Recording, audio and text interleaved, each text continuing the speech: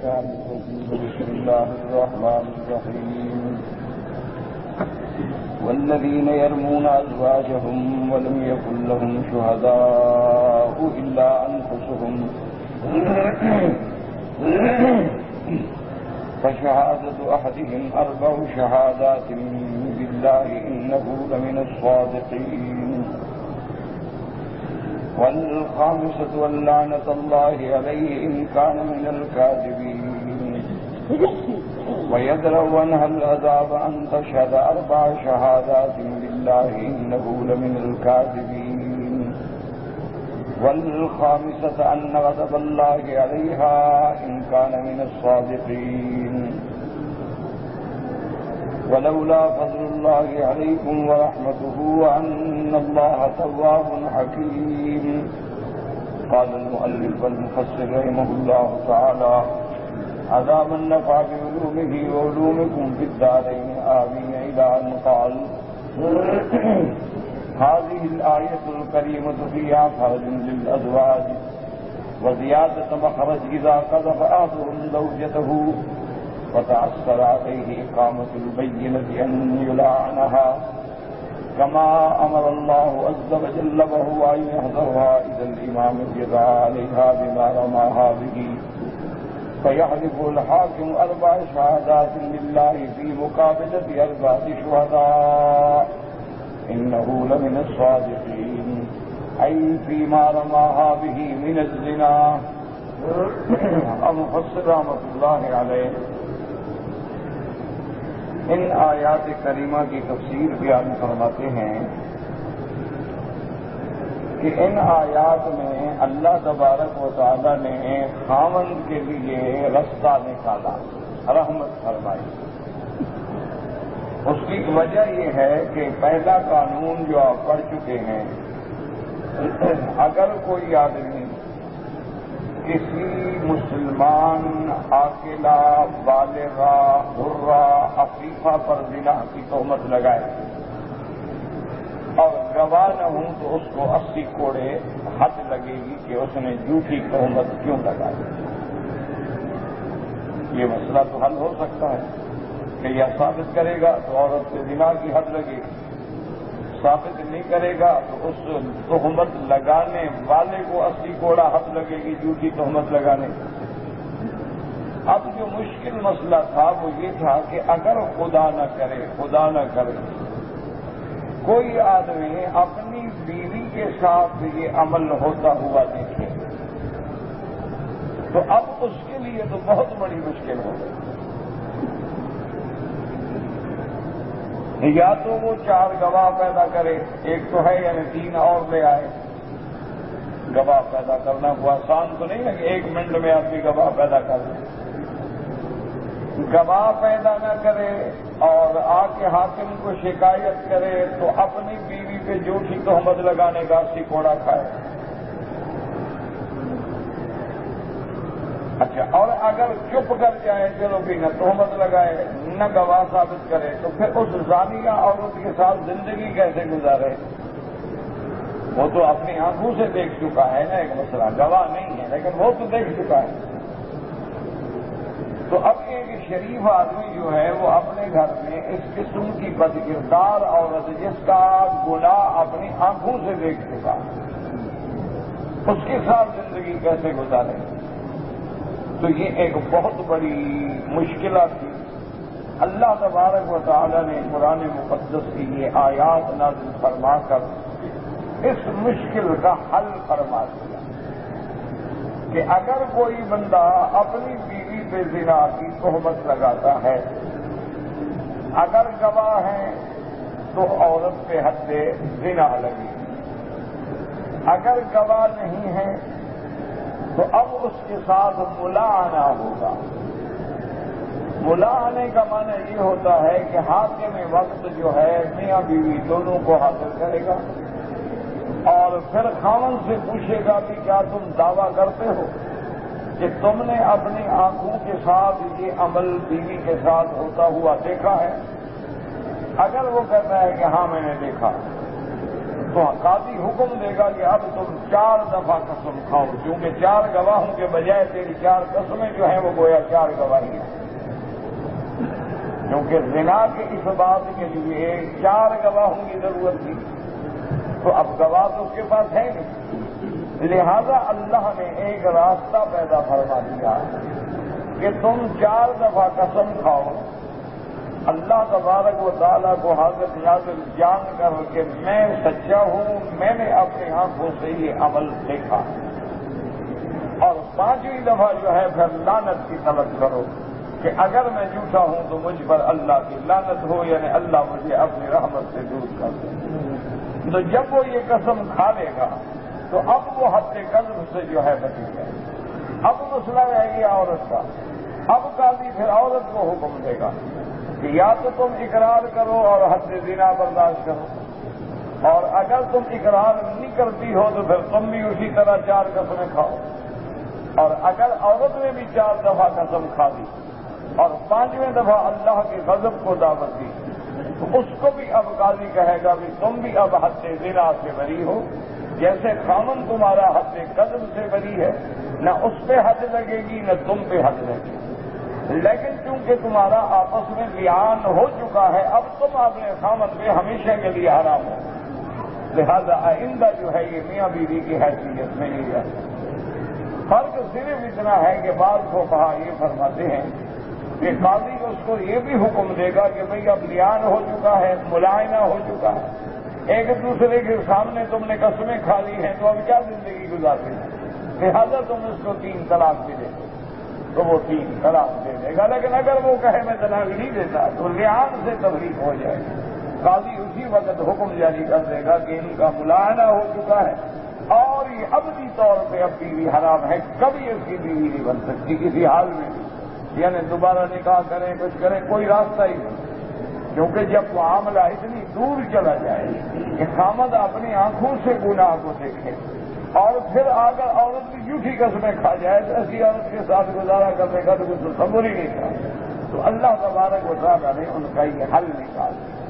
اس لیے مفسر رحمۃ اللہ علیہ فرماتے ہیں کہ اس آیت کریمہ میں اب خاوندوں کے لیے راستہ ہے، اذا کا دفعات ہم زوجته، جب کوئی آدمی اپنی بیوی پہ تہمت زنا کی لگاتا ہے فتأثر علیہ اقامۃ البینہ، اب گواہ حاضر کرنا اس کے لیے مشکل ہے، کہاں سے گواہ لے آئے، تو اس کا حل کیا ہے، ان یلعنھا، کہ ملعنہ کریں، جیسے کہ اللہ تبارک و تعالیٰ نے قرآن پاک میں حکم فرمایا ہے وَهُوَ أَن يَحْضُرَهَا إِلَى الْإِمَامِ، دونوں قاضی وقت کے پاس آئیں گے، میاں بھی اور بیوی بھی، فَيَدَّعِي عَلَيْهَا بِمَا رَمَاهَا بِهِ، اب خامند اپنا دعویٰ پیش کرے گا کہ میں نے اپنی آنکھوں سے بیوی کو گناہ کی حالت میں دیکھا ہے، فَيَحْلِفُ الْحَاكِمُ، اب حاکم کہے گا چونکہ گواہ تمہارے پاس نہیں ہے تو تم 4 دفعہ قسم کھا کے خود گواہی دو اس بات کی کہ میں اللہ کو حاضر ناظر جان کے کہتا ہوں میں اپنے دعوے میں سچا ہوں، والخامسۃ ان لعنۃ اللہ علیہ ان کان من الکاذبین،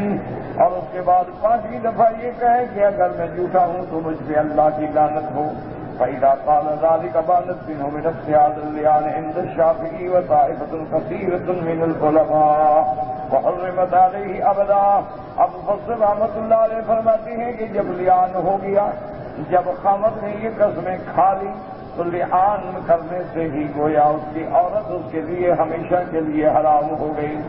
امام شافعی رحمۃ اللہ علیہ اور طائفۃ کثیرۃ من العلماء، امام شافعی اور ان کے علاوہ ان کے ہم مرتبہ علماء بھی یہی فرماتے ہیں کہ جب لعان ہو گیا حرمت علیہ ابدا، نبی عورت ہمیشہ کے لیے اس پہ حرام ہو گئی۔ وَيُؤْتِيهَا مَهْرَهَا وَيَتَوَجَّهُ عَلَيْهَا حَتَّى الزِّنَا، اب یہ ہے کہ یہ اپنی عورت کو مہر تو دے گا، اگر مہر ادا نہیں کر چکا ہے تو مہر دینی ہوگی، کیونکہ پہلے تو بیوی اس کی رہ چکی ہے، اس کی خدمت صحیحہ ہو چکی ہے، لہذا مہر تو لازم ادا کرے گا، لیکن اب آئندہ اس کی بیوی نہیں رہے گی، اب حد زنا جو ہے وہ عورت کی طرف متوجہ ہوگی۔ وَلَا يَدْرَعُونَ الْعَذَابَ إِلَّا أَن تَلَعَنَ، یا تو وہ اقرار کر کے حد زنا برداشت کرے یا وہ بھی لعان کرے، فتشہد اربع شہادات باللہ، اور وہ بھی 4 دفعہ قسم کھا کے کہے کہ میں اللہ کو حاضر ناظر جان کے کہتی ہوں کہ میرا خامن جھوٹا ہے، اے فیما رماہا بہ، اور 5ویں دفعہ کہ والخامسۃ ان غضب اللہ علیہا ان کان من الصادقین، اور 5ویں دفعہ یہ کہے کہ اگر میرا خامد سچا ہے اور میں جھوٹ بول رہی ہوں تو اللہ کا مجھ پہ غضب ہو۔ فلہذا قال تبارک و تعالی وَيَدْرَأُ عَنْهَا الْعَذَابُ، یعنی عذاب حد والا جو ہے وہ دفع ہو جائے گا۔ کیسے دفع ہوگا؟ أَن تَشْهَدَ 4 شہادات بِاللَّهِ إِنَّهُ لَمِنَ الْكَاذِبِينَ، وَالْخَامِسَةُ أَنَّ غَضَبَ اللَّهِ عَلَيْهَا إِن كَانَ مِنَ الصَّادِقِينَ، فَخَصَّهَا بِالْغَضَبِ كما أن الغالب أن الرجل لا يتجسم فضيحة أهله ورميها بالزنا إلا وهو صادق معذور۔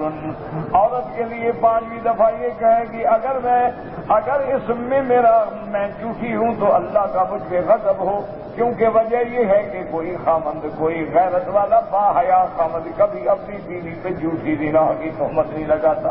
کون کہتا ہے اللہ معاف کرے اپنی بیوی کے بارے میں کون کہے؟ تو معنی یہ ہے کہ اگر اس نے کہا ہے تو وہ سچا ہے۔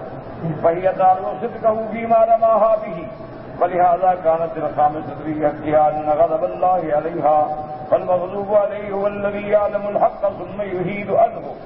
لفظ غضب کیوں استعمال ہوا ہے؟ مرد کی طرف سے تو لفظ لعنت کا استعمال تھا، لیکن عورت کی جانب سے عورت کہے گی کہ اگر میں جھوٹی ہوں تو اللہ کا غضب ہو، کیونکہ لفظ مغضوب جو ہے وہ دلالت کرتا ہے کہ بندہ جاننے کے باوجود حق کا انکار کرے۔ تو عورت جانتی تو ہے کہ میرا خاوند سچا ہے، وہ صحیح قسمیں کھا رہا ہے لیکن پھر بھی قسم کھا رہی ہے، اس لیے غضب کی مسئلہ ہے۔ ثم ذكر تعالى رافته بخلقه ولطفه بهم فيما شرع لهم من الفرج والمخرج من شدة ما يكون بهم من الضيق۔ اب اس کے بعد اللہ تبارک و تعالیٰ فرماتے ہیں کہ مسلمان اس حکم کے بعد جس تنگی میں تھے، جس مصیبت میں تھے، اللہ نے ان کے لیے راستہ نکال دیا کہ وہ حد سے بچ گئے لعان ہونے کے بعد، اور اس کے بعد میاں اور بیوی کی بھی ہمیشہ کے لیے تفریق ہو گئی۔ فَمَا وَلَوْلَا فَضْلُ اللَّهِ عَلَيْكُمْ وَرَحْمَتُهُ وَأَنَّ اللَّهَ تَوَّابٌ حَكِيمٌ۔ فَلَوْلَا فَضْلُ اللَّهِ عَلَيْكُمْ وَرَحْمَتُهُ لَخَرَجْتُمْ وَشَقَّ عَلَيْكُمْ كَثِيرٌ مِّنْ أُمُورِكُمْ۔ اللہ نے فرمایا اگر میرا فضل اور میری رحمت نہ ہوتی تو تم بہت سارے معاملات میں مشقت میں پڑ جاتے۔ وَأَنَّ اللَّهَ تَوَّابٌ عَلَىٰ عِبَادِهِ، اور اللہ اپنے بندوں کی توبہ قبول کرنے والے ہیں۔ اس طرف اشارہ ہے کہ اگر بیان کر چکے ہو، اگر جھوٹی قسمیں کھا بیٹھے ہو تو پھر بھی اللہ کی رحمت سے مایوس نہ ہوں، ابھی توبہ کا دروازہ کھلا ہے۔ توبہ کر کے اپنے اللہ کو منانے کی کوشش کرو تاکہ جہنم کے عذاب سے بچ جاؤ۔ فَإِنْ كَانَ ذَلِكَ بَعْدَ الْحَلْفِ وَالْأَيْمَانِ الْمُغَلَّظَةِ، چاہے تم نے بہت بڑی سخت قسمیں کھائی ہیں، اگر جھوٹی بھی ہے، لیکن جب تک کہ سورج مغرب سے طلوع نہیں ہوگا توبہ کا دروازہ کھلا ہوا ہے۔ آدمی جتنے گناہ کرے اور پھر سچے دل سے اللہ کے دروازے پہ توبہ کرے تو اللہ توبہ قبول فرمانے والے۔ اس لیے حضور پاک نے فرمایا کلنا خطاؤون وخیر الخطائین التوابون۔ میرے آقا نے فرمایا ہم سب لوگ جو ہیں بہت گناہ کرنے والے ہیں، لیکن اللہ تبارک و تعالیٰ بھی ہماری گناہوں پر توبہ قبول فرمانے والے ہیں۔ اور یاد رکھو جتنا بڑا گناہگار ہو جب توبہ کرتا ہے تو اللہ خوش ہوتے ہیں، جیسے اللہ کوئی لائق ہے اس کی شان کے مطابق۔ حدیث میں آتا ہے اللہ افرح بتوبۃ عبد، اللہ تبارک و تعالیٰ کما یلیق بشانہ، اپنے بندے کی توبہ پہ خوش ہوتے۔ جب بندہ توبہ کرتا ہے اللہ فرماتے ہیں ملائکۃ فاشہدوا، میرے ملائکہ میرے فرشتے آؤ دیکھو گواہ ہو جاؤ، ان عبدی علم ان لہ رب سیغفر الذنوب، میرے بندے کو بھی پتہ چل گیا ہے کہ میں جتنا گناہگار ہوں لیکن میرا مالک بھی مجھے بخشنے کے لیے تیار ہے، اسی لیے تو توبہ کرا۔ جب بندہ توبہ کر لیتا ہے اللہ پاک فرماتی ہے میں نے تیرے سارے گناہ معاف کر دیے۔ التائب من الذنب کمن لا ذنب لہ، اور جب بندہ گناہ سے توبہ کرتا ہے تو گویا اس گناہ سے ہمیشہ کے لیے بچ گیا۔ اللہ تبارک و تعالیٰ فرشتوں کو حکم دیتے ہیں کہ اس کے گناہوں کی فہرست میں صرف یہ نہیں کہ توبہ لکھو کہ میں نے معاف کر دیا، بلکہ مٹا دو تاکہ یاد ہی نہ رہے، فرشتوں کی نظر بھی نہ پڑے میں نے بندے کو معاف کر دیا۔ اللہ اپنے بندوں پہ ایسا فضل فرماتے ہیں، شرط یہ ہے کہ توبہ کرو۔ شرط یہ ہے کہ اللہ کے دروازے پہ آ جاؤ. 1000 بار اگر توبہ شکستی بادا، اس لیے بزرگ کہتی ہیں اگر 1000 بار بھی توبہ توڑ بیٹھے ہو تو پھر بھی توبہ کرو، کیونکہ ابھی دروازہ کھلا ہے رحمت کا، ابھی توبہ کا دروازہ بند نہیں ہوا. وَأَنَّ حَكِيمٌ فِيمَا يَشْاءُ وَيَأْمُرُ بِهِ وَفِيمَا يَنْهَى عَنْهُ. اللہ تبارک و تعالی حکمت والے ہیں، جو بھی حکم فرماتے ہیں اس میں اللہ کی حکمتیں ہیں، جو بھی اللہ نے اوامر فرمائے، نواہی فرمائے، شرائع بیان فرمائے، حکمتیں ہیں بندوں کے لیے.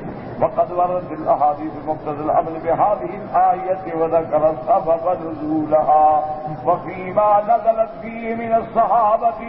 اب مفسر رحمۃ اللہ علیہ فرماتے ہیں کہ اس آیت کے بارے میں کہ سبب نزول کیا ہے، اس واقعے کے سبب میں یہ قرآن کی آیات نازل ہوئی ہیں.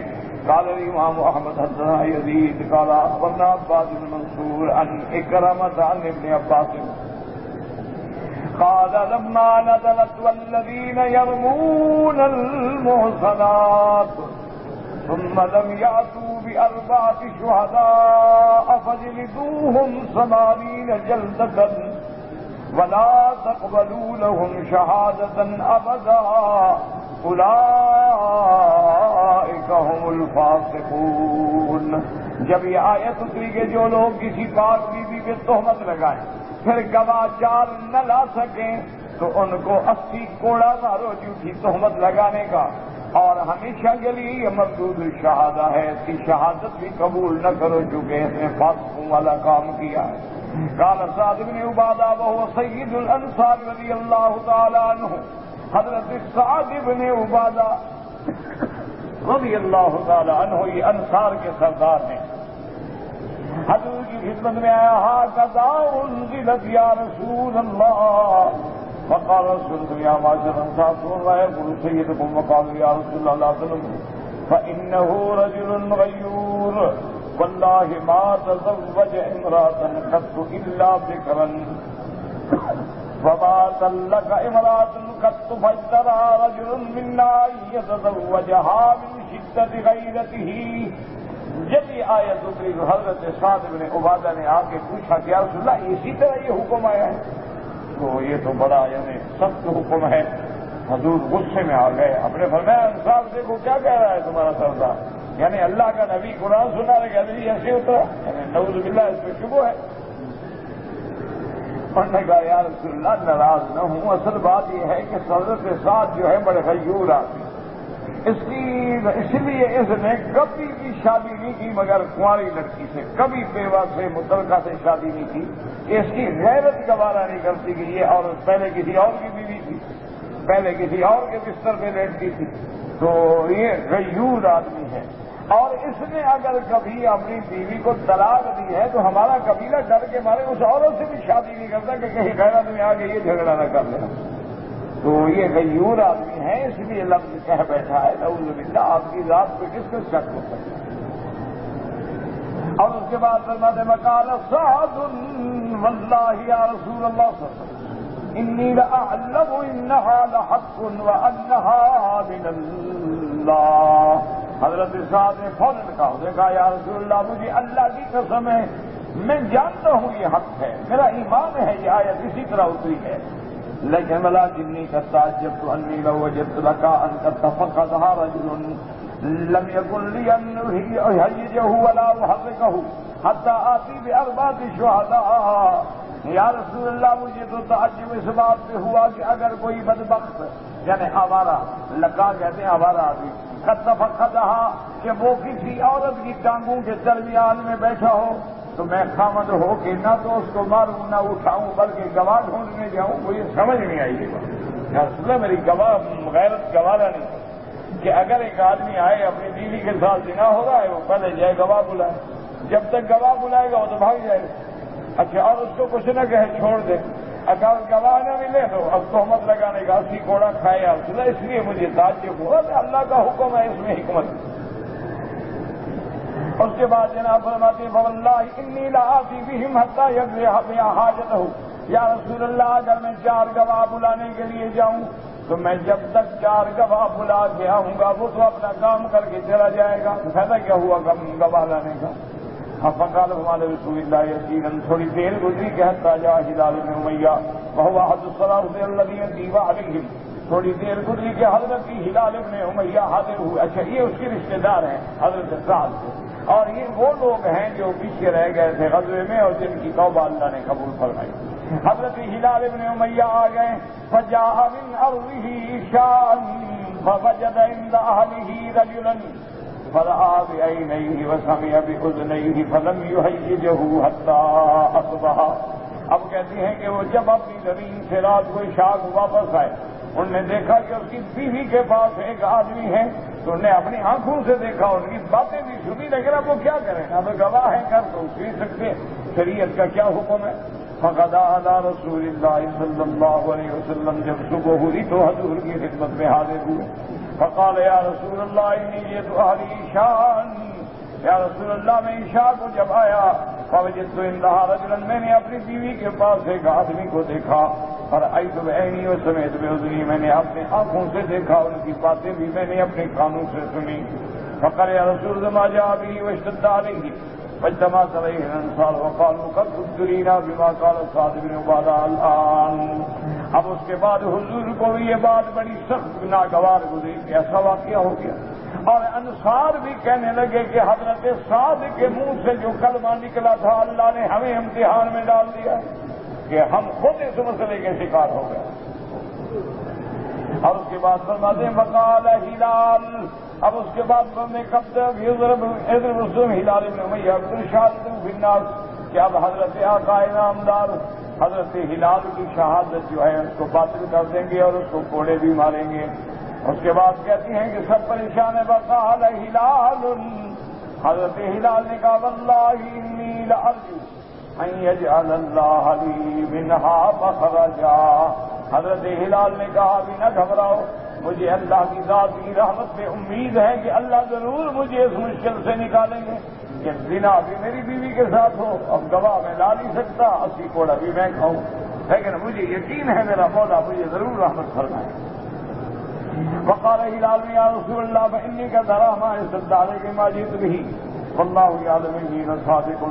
حضرت ہلال نے کہا حضور میں محسوس کر رہا ہوں کہ آپ کو بھی یہ واقعہ سن کے تکلیف پہنچی ہے، لیکن خدا کی قسم میں سچا ہوں، میں کیا کروں، میں نے اپنی آنکھوں سے دیکھا ہے. واللہ انہ صدقی دنیا مرضی اذ انزل اللہ علی رسولہ الوحی وقال اذا انزل علیہ الوحی عرفوا ذلک فی تربت وجہہ، یعنی ہم سکون عطا فرغ من الوحی.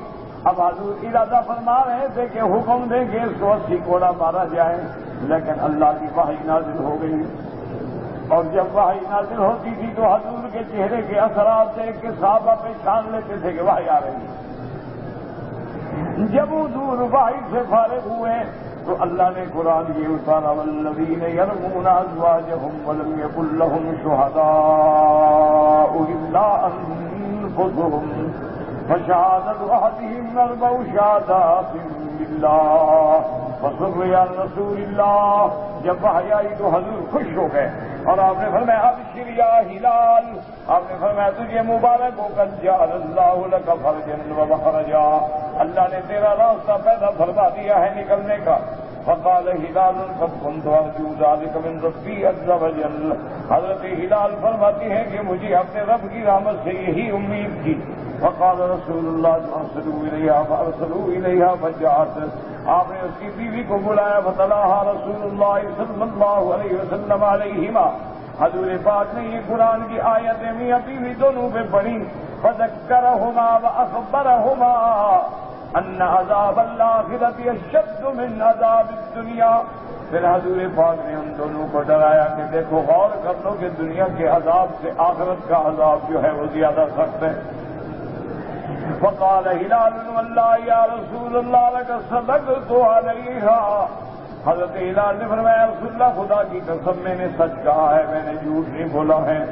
فقال، اس کے بعد فرماتے فقالت کذب، عورت نے کہا حضور یہ جھوٹ بولتا ہے. فقال رسول اللہ لعنوا بینہما لعان. فقیل لہلال نشهد فشهد 4 شہادات باللہ انہ لمن الصادقین. حضرت ہلال نے 4 قسمیں کھائی کہ میں سچا ہوں. فلما كانت الخامسة قيل له يا هلال اتق الله. جب پانچویں دفعہ دعا کا وقت آیا تو حضور نے فرمایا ہلال اللہ سے ڈرو. فإن عذاب الدنيا أهون من عذاب الآخرة. دنیا کا عذاب جو ہے وہ آخرت کے عذاب سے بہت ہلکا ہے. فإن هذه الموجبة التي توجب عليك العذاب. اور جب تم یہ پانچویں دفعہ کہو گے تو یہی پانچواں کہنا جو ہے یہ اللہ کے عذاب کو تم پہ واجب کر دے گی. فقال والله لا يعذبني الله عليها كما لم يجرني عليها. حضرت بلال نے کہا یا رسول اللہ مجھے یقین ہے کہ میرا اللہ مجھے عذاب نہیں دیں گے جیسے مجھے قدر سی تہمت ضرب سے بچایا ہے عذاب سے بھی بچائیں گے. میں سچا ہوں.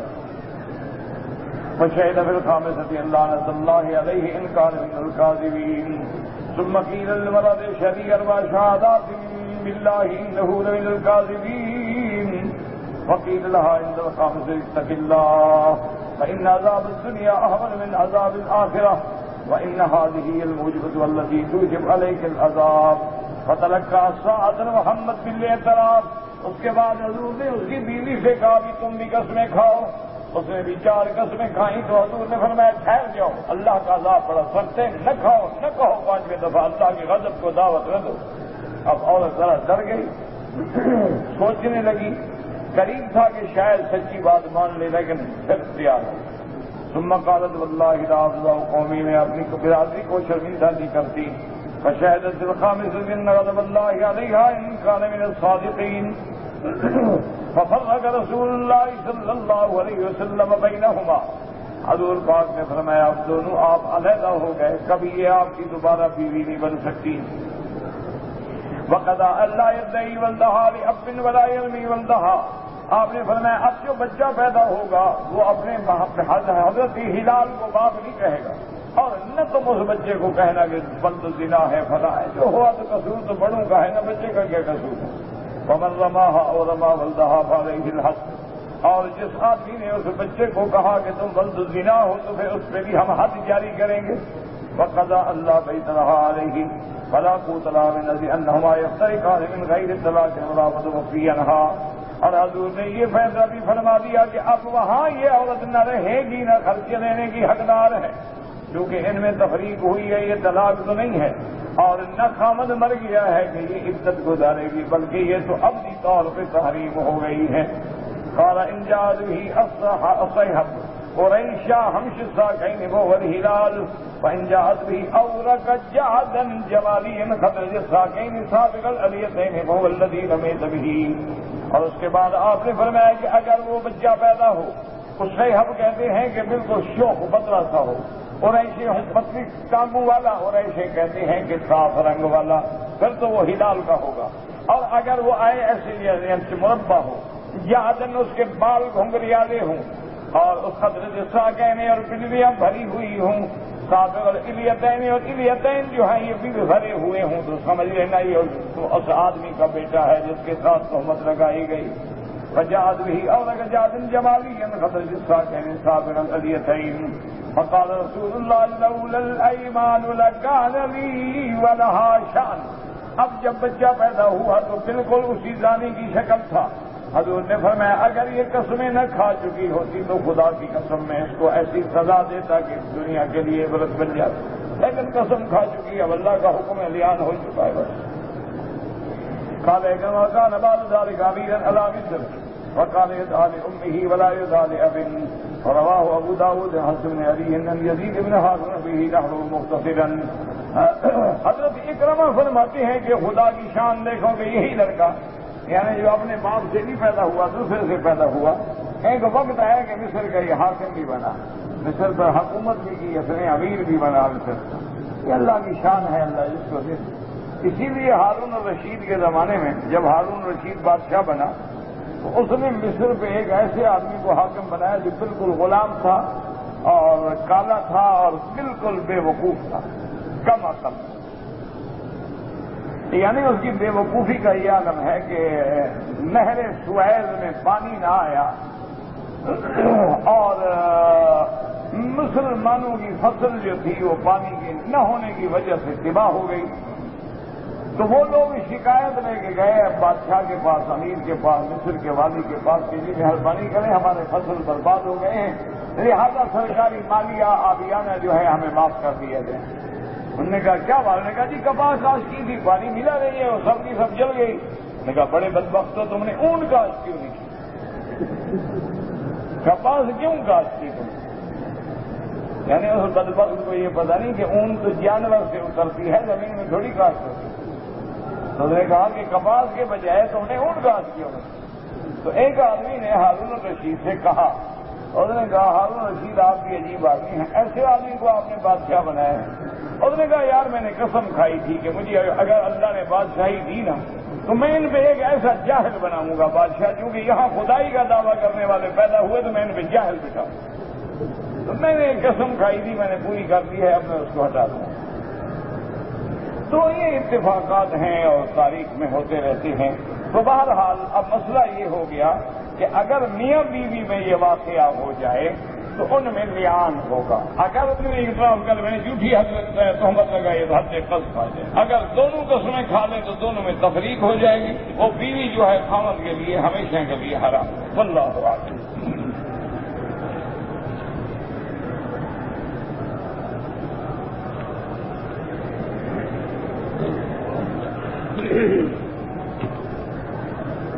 کہتے جی کہ جو لوگ گھروں کے اوپر کالے رنگ کے پرچم لگاتے ہیں ان کے بارے میں روشنی ڈالیں۔ میں کیا روشنی ڈالوں؟ جو لگاتے ہیں ان سے پوچھو، مجھے کیا پتا ہے۔ روشنی وہ ڈالیں جو لگاتے ہیں، ان سے پوچھو بھی کیوں لگاتے ہیں۔ اللہ کا حکم ہے، رسول کا حکم ہے، صحابہ کا حکم ہے، کیا بات کیا ہے؟ جھنڈے وہ لگاتے ہیں، روشنی میں ڈالتا پھروں، واقعی بات۔ بہرحال اگر ایک عورت نے کئی مردوں سے نعوذ باللہ زنا کیا، حاملہ ہو گئی، تو وہ یہ تو بتا ہی نہیں سکتی کہ وہ لڑکا کس کا ہے۔ بہرحال نہ بتا سکے، زنا تو ثابت ہے نا۔ اگر اسلامی حکم ہے تو حد لگے گی، نہ بتائے کس کا ہے کس کا نہیں، اس کی شکل بتائے گی، ڈی این اے ٹیسٹ بتائے گا کہ کس کا ہے، کسی کا بھی ہو، ہے تو زنا کا نا ہے۔ اور وہ کلمہ کو قرآن پڑھتی ہے لیکن جب سے حرم میں آئی ہے اس کو ڈر ہے، تو یہ بھی نیکی کی بات ہے، کوئی خوف کی بات نہیں ہے۔ جو اللہ والے لوگ ہوتے ہیں، جن کے دل میں ایمان ہے، جن کے دل میں احترام ہے، وہ تو کعبے پہ آتے ہوئے کانپتے ہیں، ڈرتے ہیں کہ میں اتنے بڑے مقدس مقام پہ آ گیا، میں تو اس لائق نہیں تھا۔ یہ کوئی بری بات نہیں، اچھی بات ہے، کوئی ڈرنے کی بات نہیں، کوئی خوف کی بات نہیں، کوئی گھبرانے کی بات نہیں۔ علاج یہ ہے کہ 7 دفعہ سورۃ فاتحہ پڑھ کر زمزم پہ خود دم کر لیں یا کسی پانی پہ دم کر لیں۔ زمزم بغیر دم کے بھی پئیں تو شفا ہے۔ اور آخری صورتیں جو ہیں قل اعوذ برب الفلق اور قل اعوذ برب الناس، یہ بھی ہر نماز کے بعد 7 دفعہ پڑھ کے دم کرے، اپنے ہاتھوں پہ بدن پہ پھیرے۔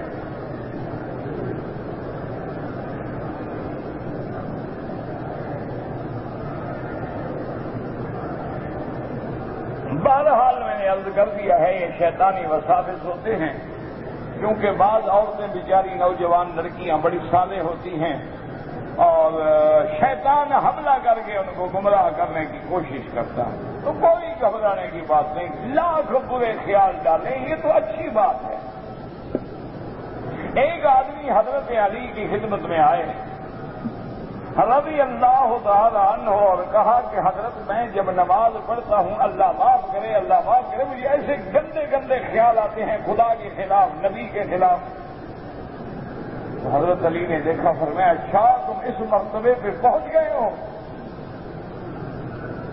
اس نے کہا حضرت مرتبہ کیا؟ اس نے کہا خدا کے بندے اگر تیرے اندر ایمان نہ ہو تو شیطان ڈاکہ مارنے آئے کیوں؟ جن کے دل ایمان سے خالی ہے مجالے شیطان ان کو وسوسہ ڈالے، وہ بڑے آرام سے نماز پڑھ کے چلے جائیں گے۔ جن کے دل میں خشیت ہے، خوف خدا ہے، اللہ کا ڈر ہے، وہی ڈاکہ مارے گا نا چور۔ میں نے کہا ماشاءاللہ یہ تو بڑے مرتبے کی بات، کوئی بات نہیں۔ اور پھر یاد رکھو جو خیالات زبردستی آتے ہیں وہ اللہ نے معاف کر دیا ہے، جب ہم سے پوچھا ہی نہیں جائے گا تو ہم کیوں ڈریں؟ آنے دو، آتے رہیں۔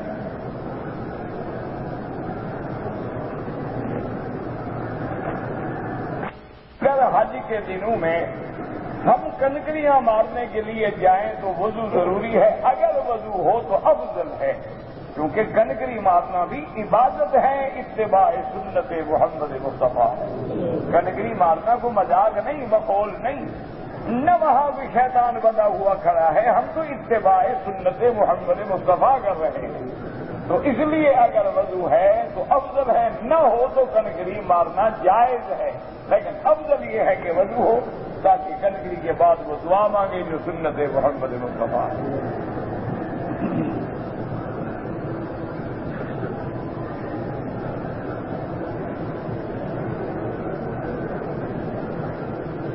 اگر کوئی آدمی جدہ میں مقیم ہے نوکری کی وجہ سے، وہ اپنے وطن چھٹی پہ جاتا ہے، واپس جب آئے گا تو لازمی بات ہے کہ وہ جدے کی نیت سے آئے گا کہ اس کی نوکری جدے ہے، گھر جدے ہے، رہتا جدے ہے، اس کے لیے احرام باندھنا ضروری نہیں، وہ جدے آئے اپنی ڈیوٹی کرے۔ ہاں اگر اس کا دل چاہے تو کبھی جدے سے احرام باندھ کے عمرہ کر لیں۔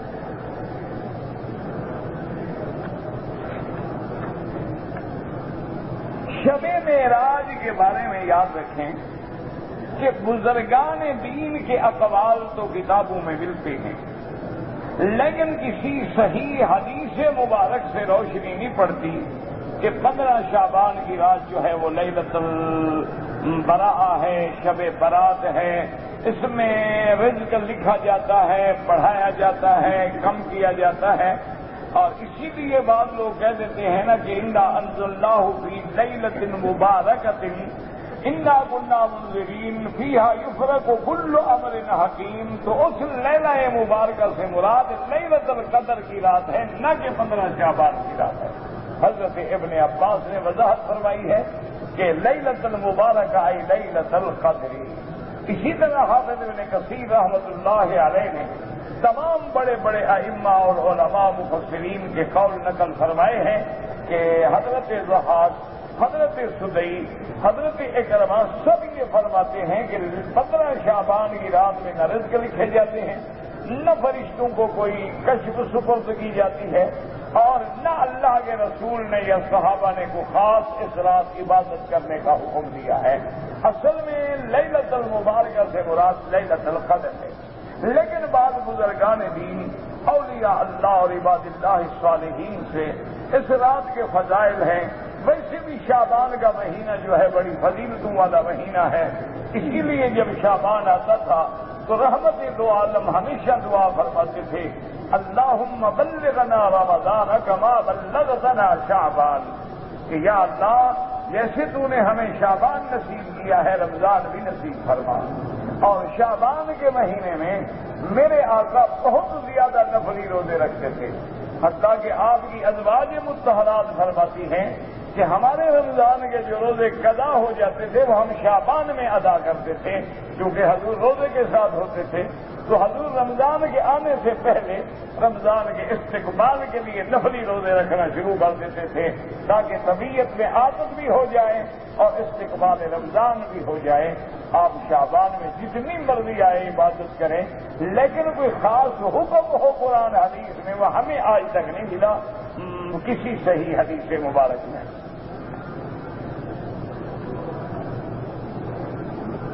جو سجدہ سہو کرتے ہیں اس کا طریقہ کیا ہے؟ جیسے عام نماز کا سجدہ کرتے ہیں، اور کیا طریقہ ہے؟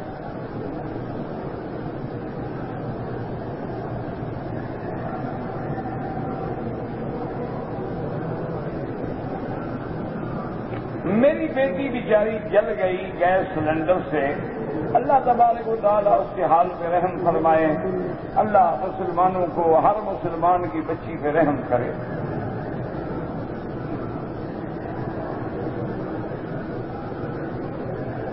کہتے ہیں جی کہ میں نے داڑھی سنت کے مطابق رکھی ہوئی ہے اور مجھے میں مڑواتا ہوں تو میرے ساتھی مذاق اڑاتے ہیں، یہی تو تمہارا اجر ہے کہ لوگ مذاق اڑائیں لیکن تم محمد مدنی کی سنت نہ چھوڑو، یہی تو ہے نا جہاد۔ حضور نے فرمایا کہ ایک وقت آئے گا میری سنت پہ عمل کرنا ایسے مشکل ہوگا جیسے کوئی انگارے کو ہاتھ میں پکڑے، تو آج وہی وقت آ گیا ہے کہ داڑھی مڈانے والا معزز ہے اور داڑھی رکھنے والا جو ہے وہ حقیر ہے. نعوذ باللہ ثم نعوذ باللہ ولا نقول الا لا حول ولا قوة الا باللہ العلی العظیم. باقی جو ہے مونچھیں منڈانے کا حکم بھی حضور نے دیا ہے. آپ نے فرمایا اوفوا اللحى وقصوا الشوارب کہ داڑھی بڑھاؤ اور مونچھیں منڈاؤ. اور ایک بات یاد رکھو, جو لوگ داڑھی کی مذاق اڑاتے ہیں وہ اپنے ایمان کی تجدید کریں اور نکاح بھی دوبارہ کریں, وہ کافر ہو جاتے ہیں. ایک ہے داڑھی نہ رکھنا, ایک ہے داڑھی کی مذاق اڑانا یا اعتراض کرنا, وہ تو محمد مصطفیٰ کی سنت میں اعتراض ہے. اور سنت رسول پہ اعتراض کرنے والا کافر ہو جاتا ہے. جب کافر ہو گیا نکاح خود بخود ختم ہو گیا. نہیں یعنی تم نے ایک مذاق سمجھا ہوا ہے داڑھی کو. یعنی اگر ایک فوجی اپنی ڈیوٹی پہ بغیر وردی کے چلا جائے, ایک ماتحت فوجی اپنے سینئر کو سلوٹ نہ کرے تو سزا ہو جاتی ہے. تو محمد مصطفیٰ کی وردی سے مذاق اڑاؤ. خدا کا خوف کرو, اللہ سے ڈرو. یہ تو لباس نبوی ہے اور یہ تو تہذیب محمدی ہے. اگر نہیں رکھتے ہو تمہیں اعتراض کیا حق ہے؟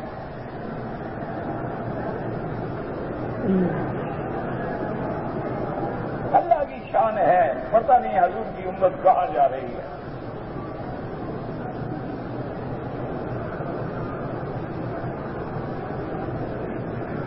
اسلامی ملکوں میں جا کے دیکھیں کہ گانے آزاد ہیں, تھیٹر آزاد ہیں, مجرے آزاد ہیں اور نیو ایئر آزاد ہیں, لیکن مسجدیں بند ہیں, مدرسے بند ہیں, تقریریں بند ہیں. کیا کہہ سکتے؟ دعا کرو اللہ ہدایت دے گا. انا للہ و انا الیہ راجعون.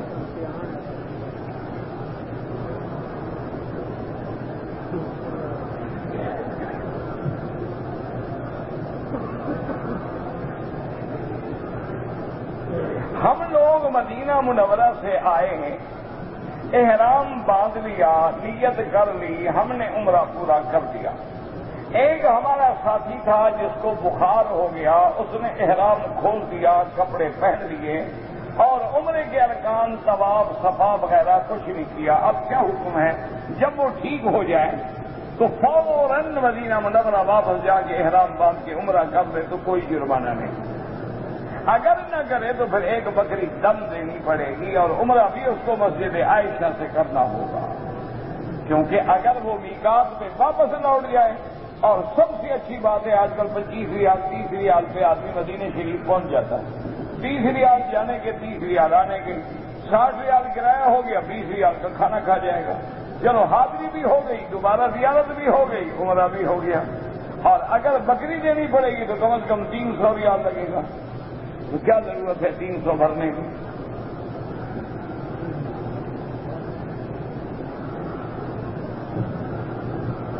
کہتے جی کہ سر میں جو بال مشین سے لگائے جاتے ہیں وہ کس جگہ ہے؟ میرا دکان ہے نا. یہ بھی شریعت کا مسئلہ ہے کہ تمہارے بال لگانے کے لیے مشین بھی مولوی بکی ڈھونڈے. مجھے گنجا کرنے والی مشین تو ہے میرے پاس, لگانے والی نہیں. گنجا ہونا ہو دشا کے بعد حرم کے باہر آ جاؤ, 1 منٹ میں ٹھیک کر دیں. البتہ لگانے والی مشین کوئی اور مولوی ڈھونڈو جس کو لگانا آتا ہو. یہ مولویوں کے پاس ہوتی ہے. انا للہ و انا الیہ راجعون. اللہ ہدایت سے کیا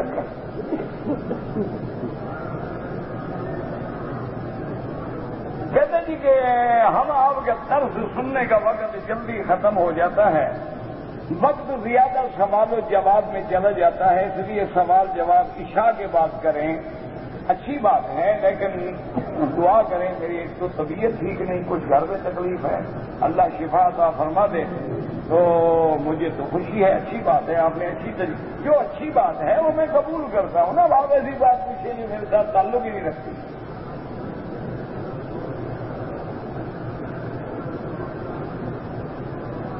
کہتے جی کہ ایک آدمی نمازی ہے، روزے دار ہے، نماز پڑھتا ہے، گندے خیال آتے ہیں، کوئی بات نہیں، اللہ نے معاف کیا ہے۔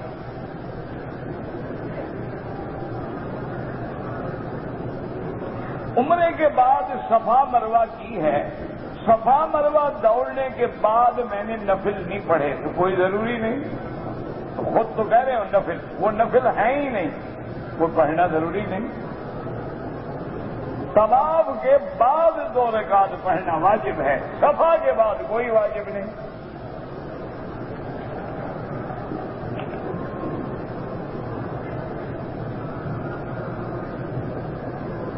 کہتے جی کہ ہمارے گھر کے باہر کوئی آدمی اپنا چند دنوں کا بچہ پھینک دیا، ہم نے اس بچے کو پالا ہے، پوسا ہے، بیٹا بنا لیا، تو اب اس کا باپ جو ہے، تم اس کے باپ نہیں بن سکتے، اس کا باپ تو وہی ہے اللہ کے ہاں جو تھا، لیکن اس کو کوئی نام دے دیں کوئی بات نہیں، لیکن اصل باپ اللہ کے ہاں وہی رہے گا جو تھا۔ لیکن کیا پتا وہ زانی تھا یا نکاح والا تھا، اللہ کو پتا، اگر زانی تھا تو وہ بھی باپ کہلانے کا حقدار نہیں۔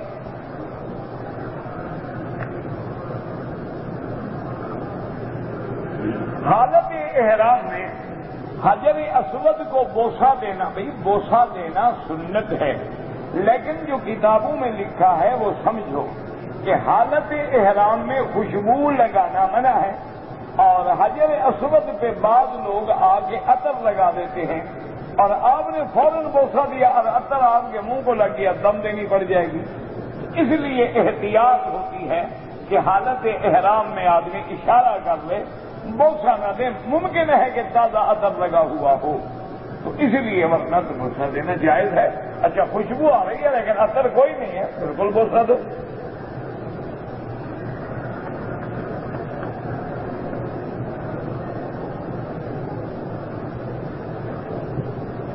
کہتے جی کہ میں نے پیسے رکھے ہوئے ہیں بینک میں، بینک والے جو ہیں وہ زکوٰۃ کاٹتے ہیں، اور اب کیا ہو اگر واقعتاً وہ زکوٰۃ کاٹتے ہیں اور مصرف زکوٰۃ میں خرچ کرتے ہیں، ٹھیک ہے کوئی بات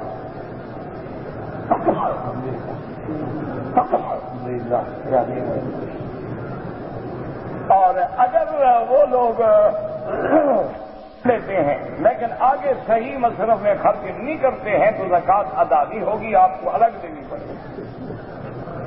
اب ہمیں تو پتہ نہیں نا کہ آپ کے بینک کیا کرتے ہیں۔ میں نے قسم کھائی تھی کہ جب تک ایک آدمی سے کہ تم مجھے وہ چیز نہیں دو گے تو میں تمہیں قرضہ نہیں دوں گا، لیکن میں دے بیٹھا تو 10 مسکینوں کو 2 وقت کا کھانا کھلاؤ، قسم کا کفارہ ادا کرو۔ بال رنگنا جائز ہے، بالکل جائز ہے، کوئی منع نہیں، لیکن افضل یہ ہوتا ہے کہ خالص سیاہ رنگ نہ لگائیں، یعنی براؤن لگا لیں، میڈیم براؤن لگا لیں، خالص سیاہ نہ ہو، یہ افضل ہے۔ اور عورتوں کو چہرے کا پردہ لازم ہے، پردہ ہوتا ہی چہرے کا ہے، پاؤں کا تو پردہ ہوتا ہی نہیں کہ پاؤں پر جراب چڑھا دو چہرہ کھول دو۔ یہ کس نے کہا ہے آپ کو کہ پردہ پاؤں کا ہوتا ہے؟ یہ اچھی بات ہے کہ پاؤں پہ جراب ہو اور لمبے لمبے ماشاءاللہ شوز ہوں اور تسمے والے بندے ہوئے کہ پاؤں نظر نہ آئے لیکن سر کھلا ہو، بال کھلا ہو، منہ کھلا ہو، یہ اچھا پردہ ہے۔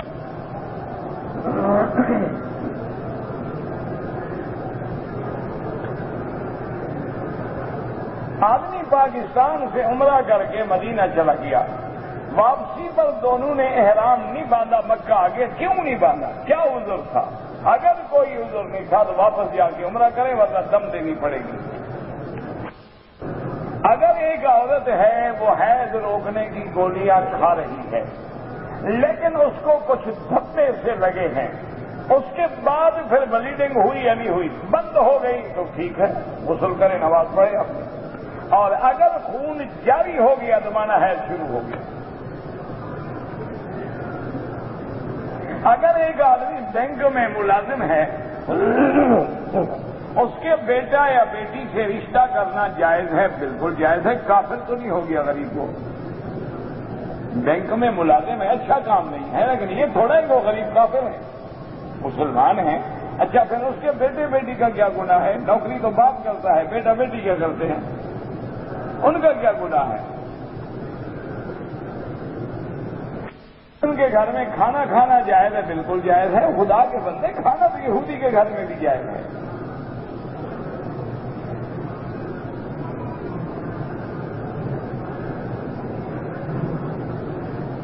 ایک بات یاد رکھو کہ ملازم جو تنخواہ لیتا ہے وہ سود نہیں ہوتا۔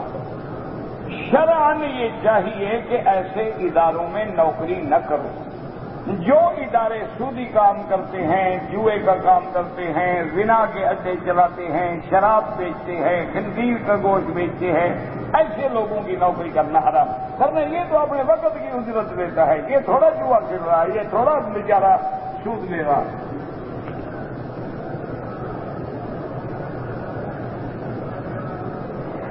بالغ بچہ اگر فرض نماز میں ہے اور ماں آواز دے رہی ہے، اگر ماں معذور ہے، اس کے گرنے کا کوئی خوف ہے، توڑ دے نماز، جا کے اپنی ماں کو بچائے پھر نماز میں شامل ہو۔ اگر ویسے بلاتی رہتی ہے آدمی اور بوڑھی ہو جائے تو وہ تو ایسے ہی بلاتی رہتی ہے، اس کو پتہ ہے کہ کوئی خوف خطرہ نہیں ہے، ویسے ماں کو عادت ہے چیختی رہتی ہے، پھر اپنی نماز پوری کرے۔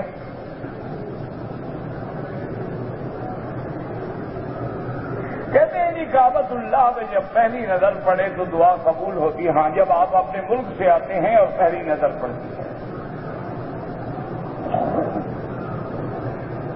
کہتے ہیں جی کہ ولد الزنا جو ہے وہ جنت میں داخل ہوگا، بالکل ہوگا انشاءاللہ، مسلمان ہے، کلمہ پڑھا ہے، لا الہ، اس کا کیا بھائی گناہ تو کیا اس کے عورت اور مرد نے، اس بیچارے کا کیا گناہ ہے؟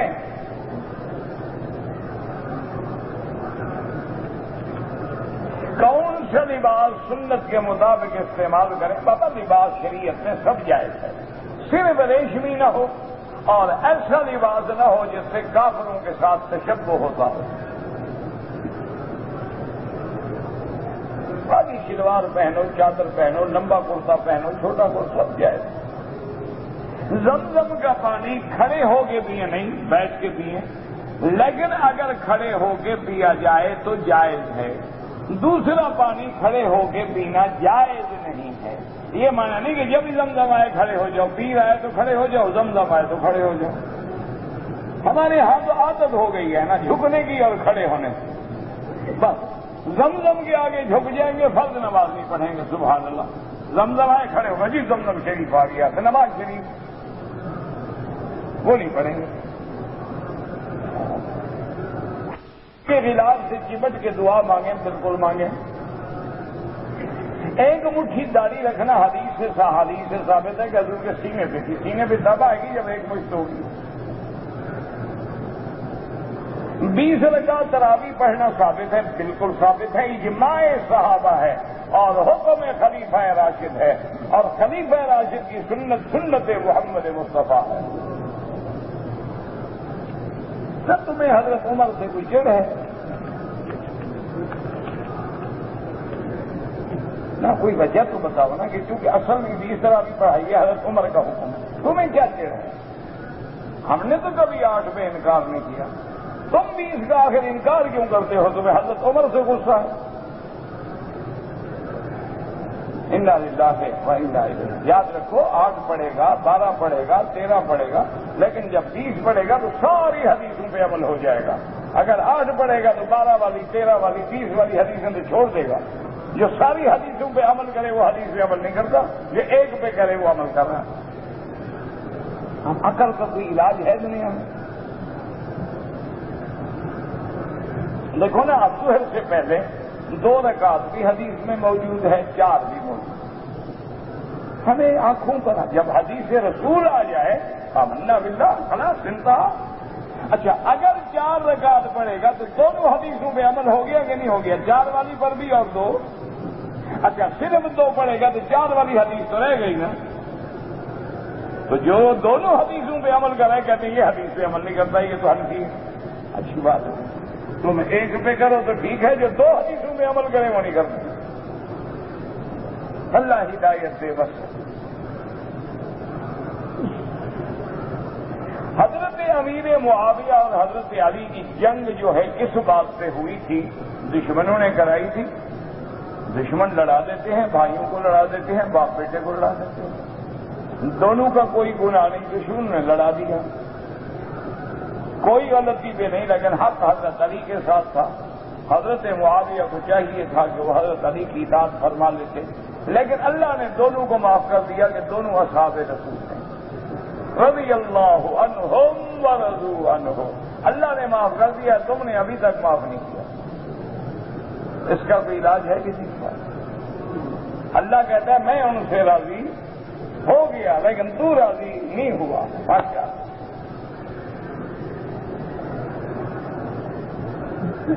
یزید کے بارے میں اہل سنت کا کیا عقیدہ ہے؟ کچھ بھی نہیں، یہی لکھا ہے کہ اس کے بارے میں کچھ نہ کہو، کیونکہ یزید پتہ کون ہے؟ کس کا بیٹا ہے؟ معاویہ کا۔ معاویہ کس کا بیٹا ہے؟ ابی سفیان کا۔ ابی سفیان کس کا بیٹا ہے؟ عبد المطلب کا۔ حضرت حسین کس کے بیٹے ہیں؟ علی کے۔ علی کس کے بیٹے ہیں؟ ابی طالب کے۔ ابی طالب کس کے بیٹے ہیں؟ وہ تو رشتے دار ہیں، تم کون ہو جھگڑے میں پڑنے والے؟ اور بابا ان کی تو برادری ہے، وہ ایک دوسرے کو معاف کر چکے ہوں، تم اپنی عاقبت کیوں خراب کرتے ہو؟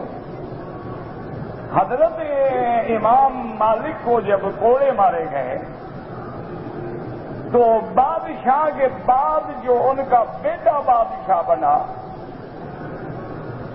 تو اس نے آ کے حضرت امام اس نے کہا میرے ابا نے غلط حکم دیا تھا، ظلم کیا تھا آپ کو کوڑے مارنے کے لیے، آپ مہربانی کریں میں کھڑا ہو جاتا ہوں، جتنے کوڑے آپ کو مارے گئے تھے مجھے مارنے لگے، میرے باپ کو بخش دیں۔ وہ بھی بادشاہ تھا لیکن شاگرد تھا حضرت کا، اور حضرت نے فرمایا جب مجھے کوڑا مارا جاتا تھا میں اسی وقت میرے باپ کو معاف کر دیتا تھا کہ وہ آل رسول میں تھا۔ میں نے کہا میں نبی کی اولاد سے بدلہ نہیں لیتا۔ امام معاف کر سکتا ہے یار، تو حضرت حسین تو بڑا قریب سخی آدمی ہے۔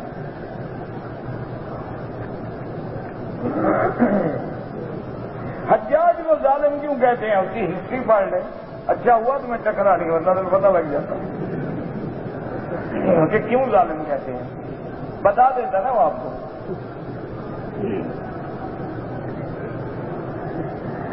کہتے جی کہ مجھے آپ کے ملک کی جماعتوں کا کوئی پتہ نہیں ہے کہ کون سی جماعت کیسے ہے، کوئی کیا ہے، میں تو الحمدللہ یہاں رہتا مجھے کیا پتہ ہے جماعتوں کا۔ آپ حضور اپنی قبر میں زندہ ہیں، ہر نبی اپنی قبر میں زندہ ہے، اور حضور تو امام الانبیاء ہیں۔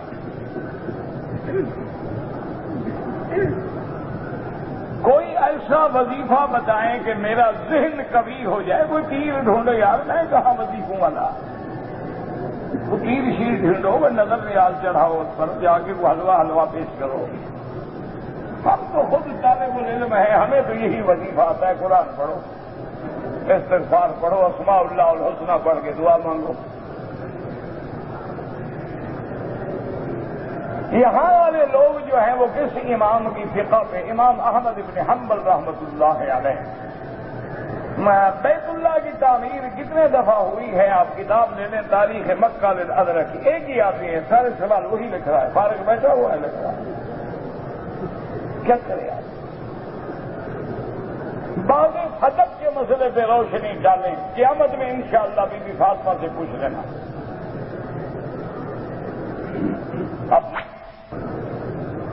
اگر کوئی آدمی حفظ کرے اور بھول جائے گناہ کبیرہ ہے، لگا رہے یاد کرنے میں۔ ایسے تو مل سکتے ہیں، میری کوئی دکان نہیں، نہ میں نے کبھی بیچا ہے۔ شیعہ مسلمان ہے یا کافر ہے، دارالفتاح سے جا کے پوچھیں۔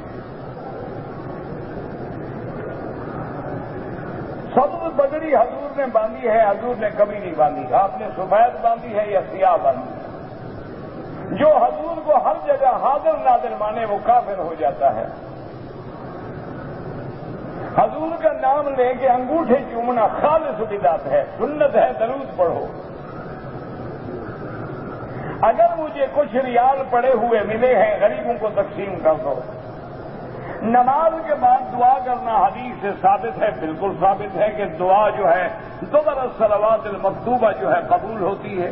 باقی یہ الگ بات ہے، علیحدہ علیحدہ مانگو یا کسی نے کٹھی مانگ لی۔ نفلی طواف کرے تو ہر طواف کے بعد 2 رکعت ضروری ہے۔ دعا کی قبولیت کا وقت کون سا ہے؟ جب اللہ چاہے، ورنہ آخر اللیل جو ہے رات کا آخری حصہ زیادہ بہتر ہے۔ حضور کی زیارت کا شوق ہے، اتباع سنت کریں اور درود پاک زیادہ پڑھیں، جتنا درود زیادہ پڑھو گے اتنا قرب حاصل ہوگا۔ اگر احرام کی حالت میں عورت کے چہرے پہ کپڑا لگ جائے کوئی حرج نہیں۔ دم کہاں دینا پڑے گا؟ یہاں منڈی میں جہاں بکریاں ملتی ہیں۔ حج میں اگر کوئی آدمی اپنے حج کو فاسد کر دے، طواف زیارت سے پہلے بیوی سے جماع کر لے تو اونٹ دینا پڑتا ہے۔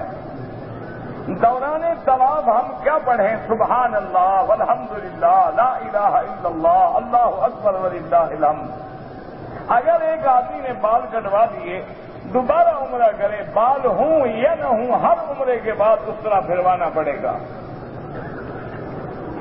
کہ مجھے کسی نے کہا کہ مولوی قاسم صاحب اور رشید احمد صاحب انداز سب یہ مشرک، اللہ ہدایت دے کہنے والے کو، جن لوگوں نے ساری زندگی توحید کے لیے کام کیا وہ مشرک ہیں۔ انا للہ و انا الیہ راجعون۔